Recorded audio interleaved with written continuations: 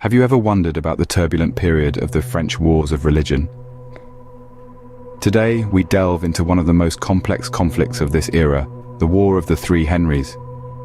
This war was a chapter in the larger narrative of the French Wars of Religion, a series of conflicts that pitted Catholics against Protestants in 16th century France, fueled by religious intolerance and power struggles.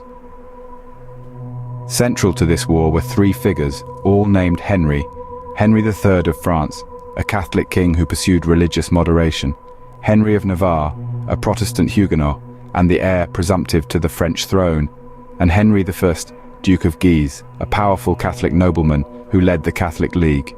Their personal, religious, and political rivalries fueled a conflict that would embroil France in turmoil. The stage was set for a conflict that would shake the foundations of the French monarchy. The tensions between Henry III and the Duke of Guise reached a boiling point in 1588.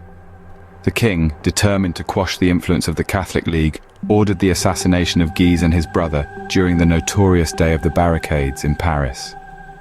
The fallout was swift and brutal.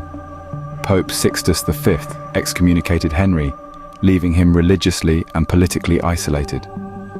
This isolation ended in tragedy when, in 1589, the king was assassinated by Jacques Clément, a Dominican friar acting on behalf of the Catholic League. In the wake of this turmoil, Henry of Navarre, a Protestant, ascended to the French throne, becoming Henry IV. Yet his Protestant faith posed a significant challenge to his reign, leading to continued conflict with the Catholic forces. With the death of Henry III, the War of the Three Henrys didn't end but entered into a new phase. The War of the Three Henrys left an indelible mark on French history. The demise of Henry III didn't bring an end to the conflict. Instead, it ignited a new chapter in the war. Henry of Navarre, now Henry IV, a Protestant on the French throne, was a sight many Catholics found too hard to stomach. The Catholic League, backed by the Spanish, continued their opposition, and France remained a nation divided by faith. Yet, amidst this turmoil, Henry IV proved to be a shrewd and pragmatic ruler. Understanding that peace was the only path to a prosperous reign, he made a decision that would shock the realm. In 1593, he converted to Catholicism, allegedly stating, "Paris is well worth a mass." This act eased the tension between him and the Catholic majority. However, he didn't forget his Protestant roots. In 1598, Henry IV issued the Edict of Nantes, a landmark decree that granted religious tolerance to the Protestants.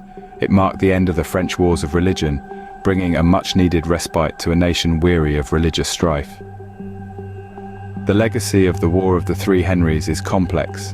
It was a time of violence and upheaval, a stark reminder of the dangers of religious intolerance and political ambition.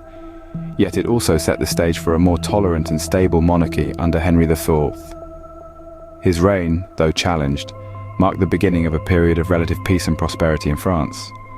The war also underscored the intricate interplay of religion, politics, and power. It highlighted the deep divisions within French society during the 16th century, divisions that would take decades, if not centuries, to fully heal. The War of the Three Henrys, a reflection of the deep divisions within French society during the 16th century, eventually paved the way for a more tolerant and stable regime under Henry IV, forever altering the course of French history.